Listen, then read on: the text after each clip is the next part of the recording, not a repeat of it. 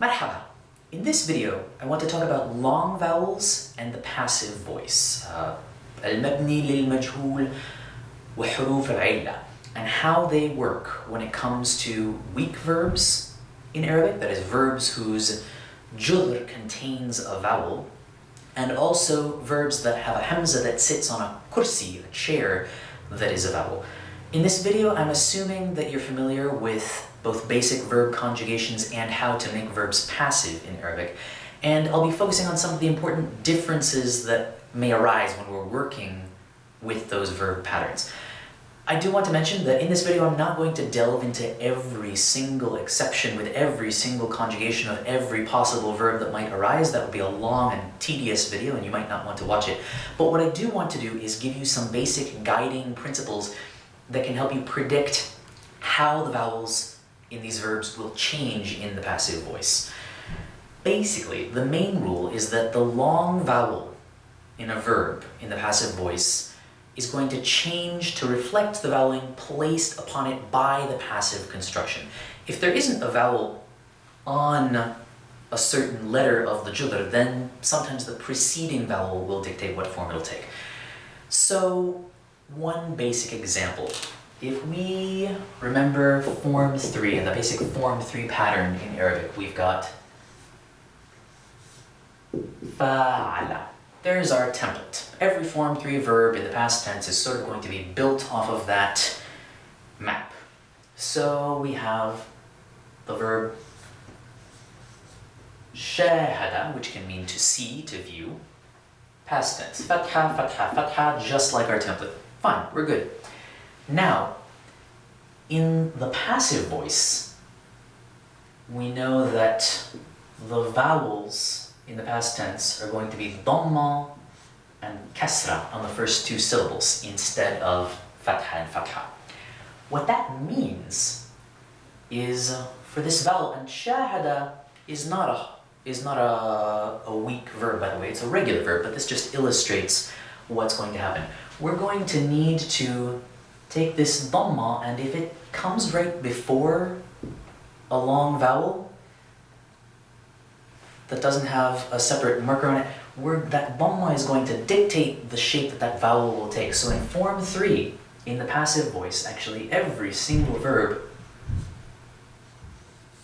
is going to follow the pattern fu'ila.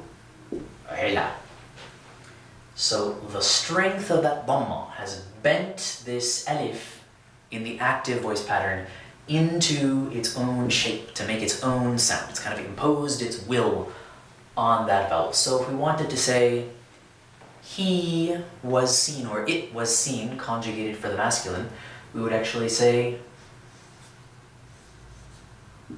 shuhida instead of shahada.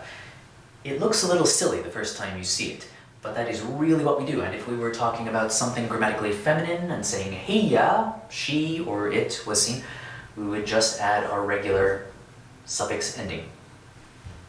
Shuhidat. She was seen. Note that in the present tense passive,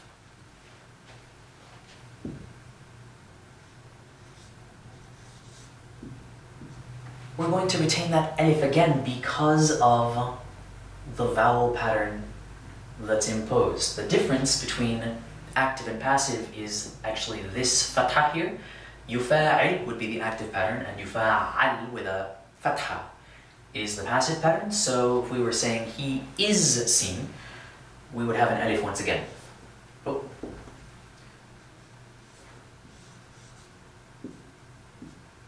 Yushahad, because we have that fatha and it's dictating its will to this vowel.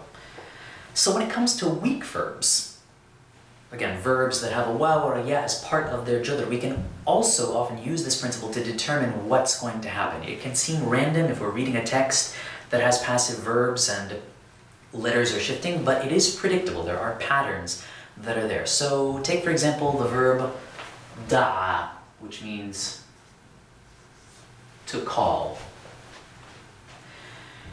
Da'a is what we call a fa'al naqis. Its last letter is the last letter of the judr, I should say, is a vowel. And if we want to put it in the passive, because of the passive stem and the vowels that are an integral part of making a verb passive, we can predict what that vowel is going to look like. So, in a form 1 passive verb, we're going to need these vowels. I suppose the fatha is optional depending on the conjugation, but we're going to have a dhamma here and then a kasra. And the kasra is going to similarly make its will known on that vowel. The actual judr is del, ain, waw, and in a normal active present tense conjugation we would see that waw. But in a case like this, where we want to say he was called, because of that kasra making the I sound that corresponds to the long I sound of a ya, it's going to become a ya. So he was called would be du'iyya, fully vocalized in Fusha. Or she was called, we would just add our conjugation on the end, du'iyyat. Or I was called, du'itu. This will work for all the derived forms as well in the case of af'al naqisa. And in the present tense, again, because of the passive vowel pattern, yuf'al, that fatha is going to change this vowel into an alif maksura, actually. So he is called would be yud, etc. So for a hollow verb like qala or zara,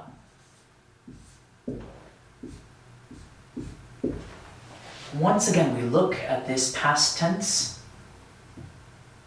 passive pattern and we notice that we have a kasra right where that middle radical, that middle letter is. So the kasra is going to affect it similarly. Qala, he said, but if we wanted to say it was said in the past, it would be qila. Or zara would become zira. Again, because of that kasra, that's part of our passive pattern. Similarly, in the present tense, yuf'al, we have a fatha, which is going to make it look like this. We retain that dhamma, that's part of the passive pattern, and we have yuqal, it is said in present tense, or yuzar, he or it is visited, passive voice. We can also use this same idea to determine, the vowel that's going to serve as the kursi, the chair of a hamza. You've probably noticed that lots of verbs have hamza sitting on a vowel, either an alif or a waw, or sometimes a ya with no dots. So if we took a verb like qara'a, to read, once again we apply the same principles. So in the past tense we have quri'a, and because of that kasra, the alif, that is the kursi, the chair, again, that's just what we call it, that the hamza is sitting on, is going to turn into a ya. So instead of saying qara'tu al-kitab, I read the book, for example, we could say the book was read, and it would look like that. Or if we were talking about an article instead, a maqala, which is feminine with ta marbuta, we could say, or write quri'at al-maqala. So once we internalize this system a little bit, it can help take the guesswork out of what to do with the vowels in our verbs. And it can also make pronunciation a little bit easier if we're reading a text aloud for any reason. One more time. This is a very general set of rules, and there are going to be exceptions just because of the way that Arabic grammar works, and sometimes we're going to need to avoid multiple sukoons in a string on formal Arabic words.